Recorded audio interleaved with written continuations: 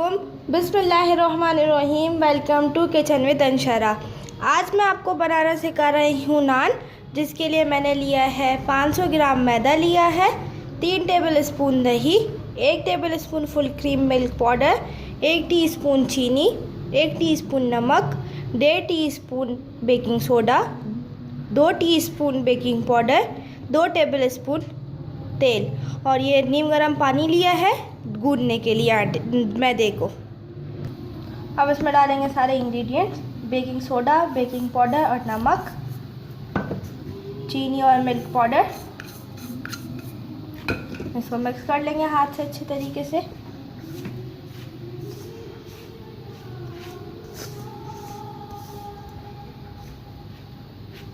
अब इसमें डालेंगे तेल,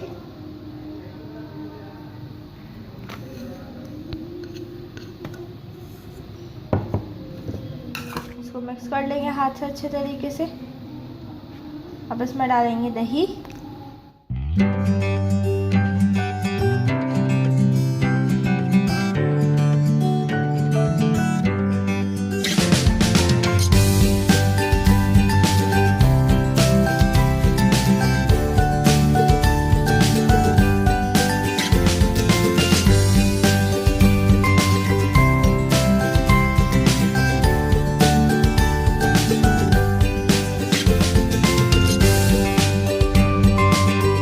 डालेंगे नीम गर्म पानी, उससे मैदे की डो गूंद लेंगे।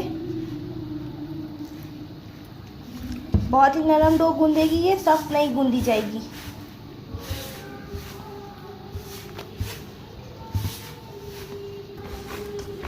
ये डो गूंद चुकी है, नरम गूंदी है बहुत ही ज़्यादा। अब इसको तकरीबन आधे घंटे के लिए छोड़ देंगे और फिर उसके बाद इसकी नान बनाएंगे। हो चुका है, अब हम बनाएंगे नान का पेड़ा।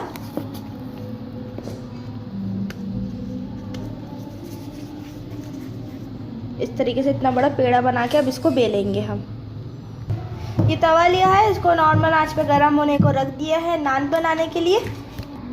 नान को बेल लिया है, ये ज़्यादा पतला नहीं होगा, इस तरीके से ये इतना मोटा होगा। इस पे लगाएंगे ऊपर की साइड इसके पानी, जिस साइड से हम इसको तवे पे डालेंगे। हल्के हल्के हाथ से पानी लगा लेंगे इसको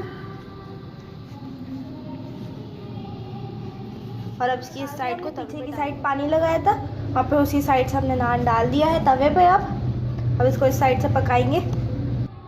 ये हो गया है नीचे की साइड से। अब हम इसको सेकेंगे सीधी तरफ से।